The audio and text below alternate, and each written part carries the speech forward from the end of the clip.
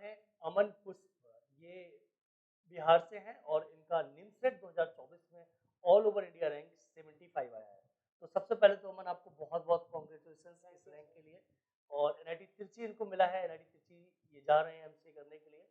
तो अमन आप कहाँ से हैं बिहार में थोड़ा बताएं? मैं बिहार में मुंगेर जिला के पास जमालपुर एक है जगह, वहाँ से रहता हूँ। मुंगेर जिले के पास जमालपुर एक गांव है, वहाँ से आप हैं।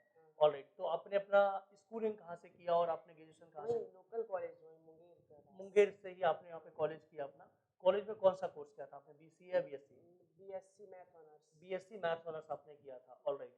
तो आपका ये फाइनल ईयर था, उसके साथ आपने लिया है, ड्रॉप लिया था? कह सकते हैं काइंड ऑफ फाइनल ईयर ही था, मतलब मतलब मिड सेशन था, हाफ था? सेशन लेट था। मैं लगभग 5-6 महीना सेशन लेट था, इसकी वजह से मेरा फाइनल एग्जाम दिसंबर के आसपास हुआ था। ऑलराइट, मतलब कहने का मतलब फाइनल ईयर ही है एक प्रकार का। दिसंबर जनवरी में आपने एग्जाम दिए और उसके बाद आपने अभी मई जून में निमसेट एग्जाम देके निमसेट में एक बड़ा अचीवमेंट लिया है। तो सबसे पहले आप जैसे इस रैंक से उतने खुश नहीं थे, क्या अभी ओके हैं आप इस हाँ रैंक के सर, साथ? बस त्रिची जा रहा हूँ, मेरा ड्रीम कॉलेज था शुरू से ही, अच्छा, तो बस जा रहा हूँ, सेटिस्फाइड हूँ। सेटिस्फाइड है।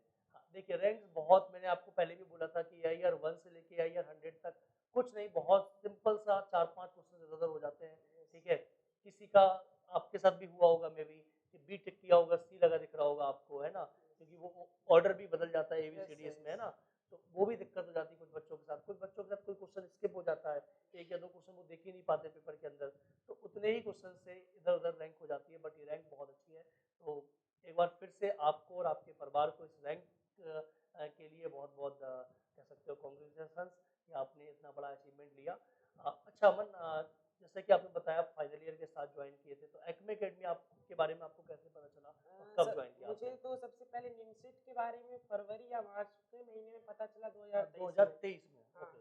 तो फिर मैं सबसे पहले पता किया बुक वगैरह सिलेबस सब, फिर उसके बाद 1-2 दिन बाद मैं पहले अरिहंत का एक बुक आता है एमसीए पैकेज, वो ऑर्डर किया।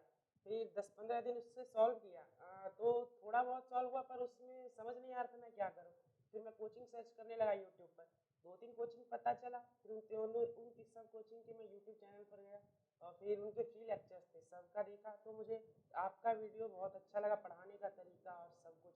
फिर मैं उसके अगले दिन ही एक्मे अकेडमी ज्वाइन कर गया। ओके, तो कौन से मंथ में आपने ज्वाइन किया था एक्मे अकेडमी? ज्वाइन मैं अप्रैल या मई के टाइम में किया था। अप्रैल या मई 2023 में कर 23 लिया में। था आपने, मतलब 1 साल प्रॉपर्ली आपने एक्मे अकेडमी के ऑनलाइन कोर्स में पढ़ाई की। कौन से बैच में जुड़े थे आप, रैंकर्स में? Ranker batch. हाँ, रैंकर्स बैच में जुड़ के आपने तैयारी की।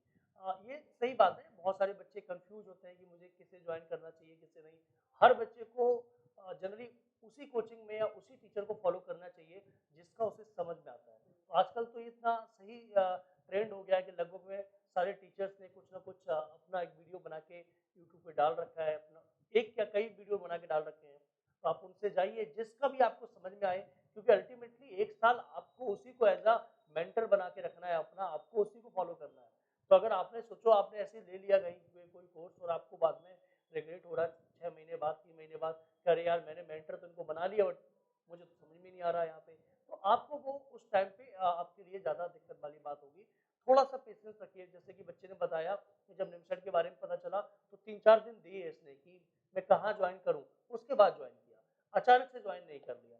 अच्छा, आपने यूट्यूब पे वीडियो देखना आपने ज़्यादा सही समझा in yes sir. Comparison to किसी से पूछना? हाँ, दूसरों को वो तो अपना जो देखते हैं वही देंगे, जिसमें ज्वाइन, जैसे जिस कोचिंग में ज्वाइन रहते हो उसी के बारे में बताएंगे। बिल्कुल सही बात है, क्योंकि आप कहीं और जाओगे। हाँ, पढ़ना तो मुझे था आपसे, यस, मतलब बहुत टीचर बढ़िया। से। बहुत अच्छी लाइन बोल रहे हैं अमन, क्योंकि आप अगर किसी से पूछोगे 4 लोगों से, अरे आजकल तो मैं देखता हूँ ट्रेंड ये भी चलता है, कोई बोलता है तिरछी मत लो, इलाहाबाद ले लो, कोई कहता है इलाहाबाद अच्छा नहीं सोच कर ले लो, कोई कहता है जमशेदपुर बिल्कुल ही बेकार है, मतलब समझो इस तरीके के ट्रेंड चलते हैं।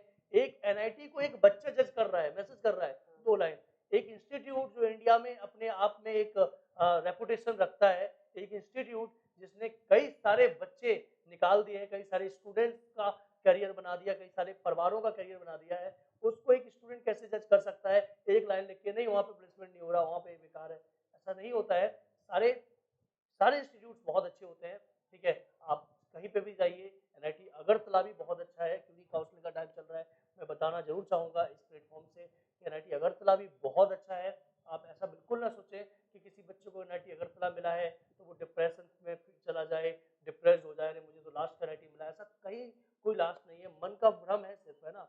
आप जाएँ, मेहनत करें और आप तो देखे हैं कि एक्मे अकेडमी ने यूट्यूब चैनल पे आपको वीडियो भी मिलेगा, एनआईटी रायपुर से भी बच्चे गूगल तक पहुँच जाते हैं, तो ऐसा कहीं कुछ नहीं लिखा कहीं कुछ ऐसा डिस्क्रिप्शन में नहीं लिखा हुआ किसी एनआईटी में कि यहाँ जाओगे तो प्लेसमेंट्स नहीं होगा।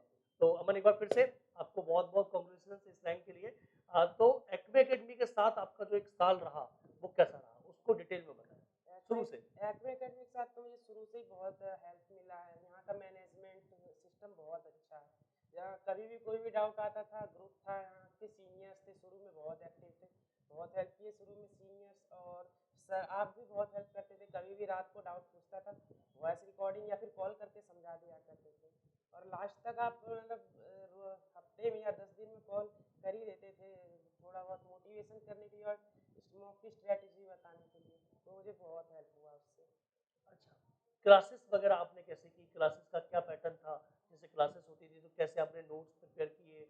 क्या डिटेल में थोड़ा-सा उसके बारे में बताएँ? क्लासेस तो मैं ज़्यादातर लाइव ही लिया करता था, मतलब बैकलॉग लगने नहीं दिया, बस 1-2 चैप्टर बैकलॉग लगा था, फिर उसको मैं बैकलॉग ही छोड़ दिया, रिवीजन टाइम उसको कवर किया था।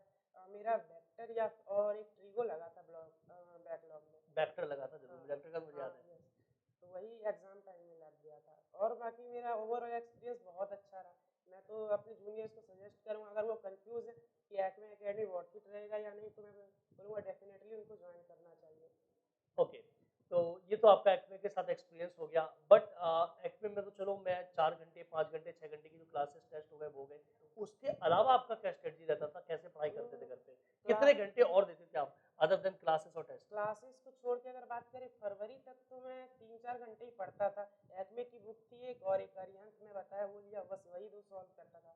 और फिर फरवरी के बाद में रिवीजन जब शुरू हुआ, तो शायद क्लासेस छोड़ के 8 या 9 घंटे पढ़ता था। उसमें मैं जी पीवाईक्यू और फिर ये एक्मे की बुक दोबारा, और कुछ ऑनलाइन क्वेश्चंस अवेलेबल थे, पीडीएफ वगैरह, जैसे कह सकते हैं कुछ शीट्स, और एक्मे अकेडमी में लगभग 150-200 शीट्स मिल दे रखी थी, तो वो ही लगाता था बस, अच्छा, तो ज़्यादा कुछ कितने नहीं। आवर की स्टडी शुरू कर दी थी आपने फरवरी के बाद? फरवरी के बाद 8 या 9 डेली रहता था कंसिस्टेंटली। 8 या 9 घंटे आपने डेली कंसिस्टेंटली आपने पढ़ाई की। तो बिल्कुल आप अगर लास्ट के 3-4 महीने में भी सीरियस हो जाते हैं और पढ़ाई अपनी काफ़ी स्ट्रॉन्ग कर देते हैं तो आपको बहुत बेनिफिट मिलता है इस चीज़ का। जूनियर्स को क्या बोलना चाहेंगे जो भी प्रिपरेशन कर रहे हैं 2025 के लिए? मैं जूनियर्स को यही बोलना चाहूँगा, अगर वो सेल्फ स्टडी कर रहे हैं तो सिलेबस तो पहले जहाँ तहाँ से करना है कर लो, फिर टेस्ट सीरीज ज्वाइन करो, और फिर अपने जो टेस्ट में जो आपको मिलेगा आपका वीक पॉइंट, उसे बस कवर करो। और जो कोचिंग ज्वाइन कर रहे हैं तो वो तो बस सर को फॉलो करते रहो, और तो आपका हो जाएगा सिलेक्शन एनआईटी। अच्छा, तुमने कितने टेस्ट दिए होंगे इस पूरे जर्नी में? लगभग 300 प्लस टेस्ट होंगे मेरे। 300 प्लस टेस्ट आपने दिए करीब। मतलब लगभग में पर डे एक टेस्ट हो गया। हाँ, नहीं, हाँ, हो सकता है काइंड ऑफ। हाँ, काइंड ऑफ हर दिन आपने एक टेस्ट दिया लगभग में। वो दोनों मिला के था, चैप्टर वाइज और मॉक दोनों मिला के 300 प्लस है। 300 प्लस टेस्ट आपने दिए हैं। ऑलराइट, तो टेस्ट में तो आपका बहुत अच्छा परफॉर्मेंस आता था। फिर एग्जाम में आपका थोड़ा गड़बड़ हुआ तो हाँ, इससे थोड़ा नर्वस हुए आप। यस सर, वो थोड़ा सा सेल्फ डिमोटिवेट हुआ था, क्योंकि एक्यूरेसी बिगड़ गई मेरी। ठीक है, मुझे लगता है रिजल्ट के बाद मैंने तुमको 5-6 बार फ़ोन किया होगा, मेरा एक ही लाइन होता था, यस। जो हो गया सो हो गया, अब आगे की तैयारी करो, परेशान मत हो, है ना? तो ऐसा ही होता है थोड़ा बहुत रैंक अप डाउन्स हो जाते हैं बट आगे बढ़ते रहना चाहिए। अच्छा, आपका मॉक को अटेम्प्ट करने का क्या स्ट्रेटजी था? स्पेशली जब ये पैटर्न आ गया? मॉक को पैटर्न आने के बाद तो मेरा यही था कि 300 साढ़े 300 मैथ से लेना है, और 150 प्लस रीजनिंग से, और 100 के आसपास 90 100 के बीच कंप्यूटर और इंग्लिश से उड़ाना है। बस अच्छा, यही करके करता था, 40 प्लस अटेम्प्ट मैथ में करता था, तो 30-32 के आसपास एलआर में, और बाकी कंप्यूटर में तो जो आता था वो कर देता था। अच्छा। तो जैसे कि मैथ्स में भी कुछ बच्चे बड़ा कंफ्यूज होते हैं कि मुझे कौन-सी बुक्स लगानी चाहिए या कितनी बुक्स लगानी चाहिए, कितने बार लगाना चाहिए, तो आपने कौन-सी बुक्स फ़ॉलो की थी, उनके बारे में नहीं, बताएँ? मैं तो बस एक्मे की बुक और एक अरिहंत की बुक फॉलो किया था, और जेईई पीवाई के लिए ऑनलाइन साइट है, बस वो अच्छा, 3 मतलब चीज़। 3 चीज़ आपने की, हाँ, एक्मे की बुक्स फ़ॉलो की, अरिहंत लगा लिया, उसके बाद जेईई पीवाईक्यू और आपने लास्ट में लगाई जब आपका यस। एग्ज़ाम का 2-3 महीना बचा। हाँ, ओके, मतलब ऐसा ज़रूरी नहीं है कि बिना सेल्फ डिस्कवर या आरडी शर्मा के नहीं, नहीं, वो तो देखा भी नहीं था मैं। अच्छा, देखी नहीं है उन बुकों को, कैसी बुक है वो? हम्म, ऑलराइट, तो ऐसा नहीं है, तो बच्चों के मन में बना ऐसा लगा रहता है कि मैं पर्टिकुलर इस बुक को करूँगा तभी सिलेक्शन होगा, ऐसा नहीं है, आप किसी दूसरी मुझसे टॉपर से मिलेंगे तो हो सकता है उसने केवल सेल्फ स्कोर लगाई होगी, किसी और से मिलेंगे हो सकता है उसके केवल आरडी समय लगाई होगी। एक्चुअली ये बुक्स तो एक प्रैक्टिस है, प्रैक्टिस समझो ना, प्रैक्टिस आप कहीं से भी कर सकते हो। कुछ बच्चों से मिलूंगा मैं अभी आपको, कुछ बच्चे ऐसे दिखाएंगे उन्होंने बुक ही नहीं लगाई, उन्होंने सिर्फ टेस्ट से प्रैक्टिस कर ली अपनी पूरी, ठीक है। लगाई थी बुक कौन सी? कोई बुक नहीं लगाई। तो देखो विवेक से हम लोगों ने भी क्वेश्चन नहीं पूछ पाया, ठीक है, इंटरव्यू लिया इनका। कौन सी बुक लगाई थी विवेक? बस एक्मे के असाइनमेंट्स और टेस्ट, कोई बुक नहीं, कोई सेल्फ स्कोर नहीं, आड़ी समय नहीं। इनफ से ज्यादा है, बिल्कुल सही बात है। वही बोल रहा हूँ कि आप भाई आपके क्वेश्चन ही तो चाहिए आपको, आप टेस्ट में जाओ, 500 टेस्ट रिकॉर्डेड पड़े हैं, यस। रिकॉर्डेड टेस्ट भी आपने बहुत सारे दिए होंगे। रिकॉर्डेड टेस्ट भी 100 150 वो इंक्लूड नहीं किया था, वो include उसको नहीं मिलाए किया। तो 400 टेस्ट प्लस 400 500 टेस्ट हो गए, बताइए रिकॉर्डेड टेस्ट भी 150 200 दे दिए बच्चे ने, है ना।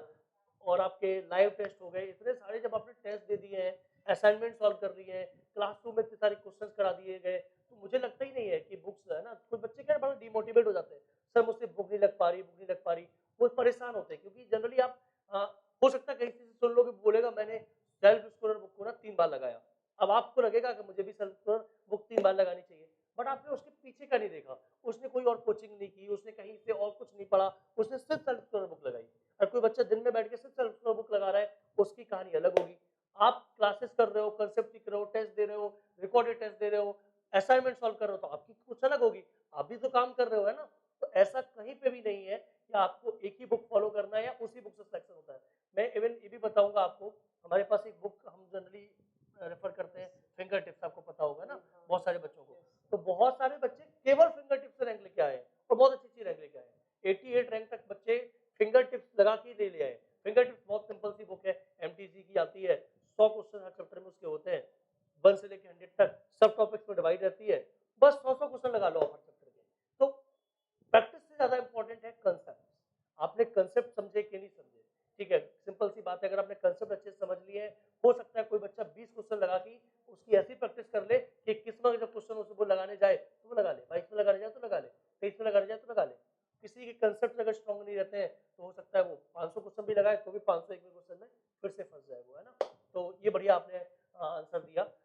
अच्छा मन ये बताइए, लास्ट 2 मंथ का क्या स्टडी था, या लास्ट मंथ का स्टडी बताइए, लास्ट 30 दिन में आपने कैसे हैंडल किया अपने आप को? लास्ट 30 दिन में तो आपका एक स्पेशल मॉक टेस्ट सीरीज था, वो दे रहा था, उसका एनालिसिस और शॉर्ट नोट्स और फिर क्लास नोट्स, बस यही कर रहा था और कुछ नहीं। कोई क्वेश्चन, कोई अनसॉल्व प्रॉब्लम लगाई कि आपने लास्ट? नहीं नहीं, लास्ट में कोई सारा एक्सपेरिमेंट बंद कर दिया था, बस जो किया पढ़ रखा है बस उसी को गैदर कर रखा, दोबारा रिवाइंड।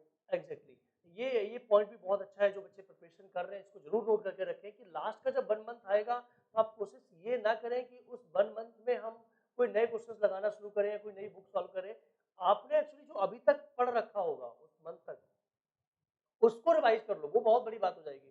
क्योंकि आपने तब तक बहुत सारे टेस्ट, बहुत सारे नोट्स, बहुत सारे असाइनमेंट्स बना रखे हैं, उन्हीं को भी तो आपको रिवाइज करना है कि हमने जो बनाया था वो मुझे आज आता है अच्छे से या नहीं आता है, राइट। तो वो काम बहुत जरूरी होता है। अच्छा, आपका सिलेबस कब तक खत्म हो गया था कंप्लीट? मेरा सिलेबस 31, मुझे अच्छे से याद है, मेरा टारगेट ही था 31 दिसंबर को खत्म करने का, और उसी दिन मैंने रात तक कर लिया था खत्म।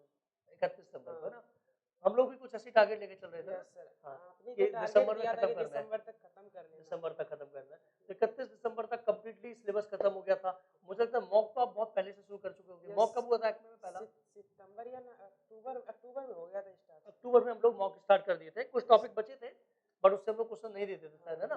बट मॉक लेवल का प्रॉपर्ली शुरू कर दिए गए थे यहाँ पे, ठीक है। तो यही टारगेट आप भी रख सकते हैं सारे बच्चे, क्योंकि अभी अगर आप इस वीडियो को देख रहे हैं तो अगस्त सितंबर जो भी मंथ हो, जुलाई हो, राइट, तो अभी भी टाइम है आपके पास। अगर आप दिसंबर तक सिलेबस खत्म कर लेते हैं तो आपके पास एक सफिशिएंट टाइम मिलता है हर टॉपिक को बहुत अच्छे से स्ट्रांगली कवर करने का, ठीक है। तो ये बिल्कुल सही बात है, ये सही स्ट्रेटजी है कि दिसंबर तक या जनवरी तक भी अगर आप सिलेबस कवर कर लेते हैं तो आप एक अच्छे पोजीशन में रहते हैं, क्योंकि एग्जाम आपका जून में हो रहा है। सीयूटी एग्जाम के बारे में बताएं, उसमें आपके कितने मार्क्स थे और क्या रैंक थी? सीईटी एग्जाम के बारे में तो मेरा कोई इरादा नहीं था देने का, बस एक्सपीरियंस लेने के लिए मैं दे दिया था। तो बस मैंने वहाँ जाकर से जो मैथ के क्वेश्चन थे बस वही अटेम्प्ट करे थे, और मेरे 190 मार्क्स है सीईटी। 190 मार्क्स। तो आपने केवल मैथ्स और रीजनिंग ही बनाया, कंप्यूटर तो आपने बनाया नहीं था, ठीक है, क्योंकि इनका प्लान ही नहीं था। तो इनका 190 मार्क्स था, उसमें भी काफी अच्छा स्कोर था। तो अमन इसी तरीके से आगे यार बढ़ते रहे, मेरा यही आपसे आपके लिए कह सकते हो प्रे रहेगी गॉड से, और यही ब्लेसिंग्स रहेगी कि आप इसी तरीके से आगे बढ़े और पूरे वर्ल्ड में इंडिया का नाम रोशन करें, ठीक है, और पूरा विश्व कहे कि हाँ भाई